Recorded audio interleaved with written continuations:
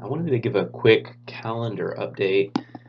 Today's the 20th day of the 12th month, and the new moon is still a little ways off, but I wanted to let you know, if you're not aware, that the next new moon is Rosh Kodeshim, meaning it's the head of the months or the first month of the year. It's also called the start of the month of Abib, where we have ripe barley in that month. Matter of fact, even yesterday on the 19th day of the 12th month, there's already reports of barley that is going to be definitely ready. Even now, this picture in the backdrop here is one of those pictures, and I'll actually post a video showing the crop right now in the land of Israel. So not too surprised, but it is pretty early regardless. It doesn't need to be ready until traditionally in the ancient world until the what would have been the Omer wave offering date, which is actually the 16th day of the first month. But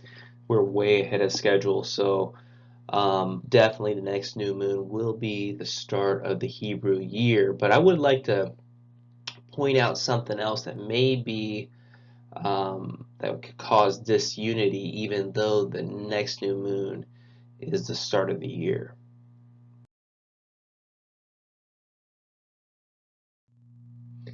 Now, the next new moon from Jerusalem is expected on March 8th, which is next week. Actually, the start of going into the Sabbath will line up with the new moon.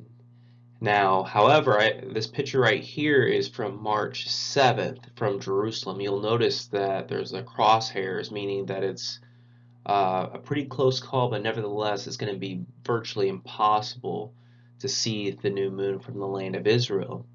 Nevertheless, those who live in, for example, the United States, which is about 7 hours later when they're going to experience 7+ hours later when they're going to experience the new moon, many are going to have the opportunity to actually see it on the 7th of March, especially if you're far out west, maybe out in California, things like that, or down south. And this could cause some disunity because in the land of Israel, if they don't see it, but then in the U.S. you see it, you're going to be a day ahead of Israel. And this is kind of can be confusing for a lot of people, and you can have a lot of different groups doing different things at different times. But in the scripture, it lays out a principle that the Torah goes forth from Jerusalem, or the word of Yahuwah goes forth from uh, Jerusalem. It also tells us that in the book of Numbers that the priest would normally blow the trumpets, the silver trumpets, at the beginning of the months, and obviously the priests were located in the middle of the camp of Israel in the land. And I'll just put it this way: the Jerusalem was not only the centerpiece; it was also central to all the Moedim. It was the place where everyone would come together, and 3 times a year the Mel would appear before Yahuwah in the place he chooses. Well, in the scripture it tells us later on that he chose Jerusalem, and he says he'll even choose it again. And so this is a key area, and in light of Psalm 133 verse 1, where it says, "See how good and how pleasant it is for brothers to dwell together in unity." Um, I really believe that the new moon from Jerusalem is the time that we should sync with as we're uh, keeping these Moedim.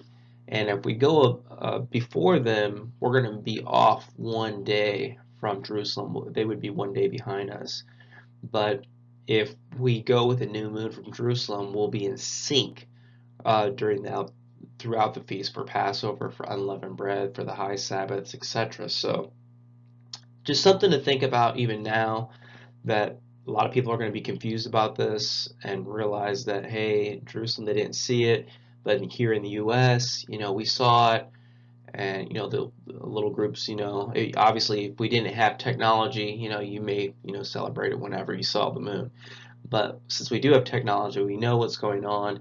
Um, we can, plan accordingly. So, anyways, I hope this helps a little bit, and I'm definitely going to be watching. I expect to actually see it on the 7th, even though I will celebrate the new moon on the 8th with those who are going to be celebrating also in the land on the 8th. So, anyways, shalom.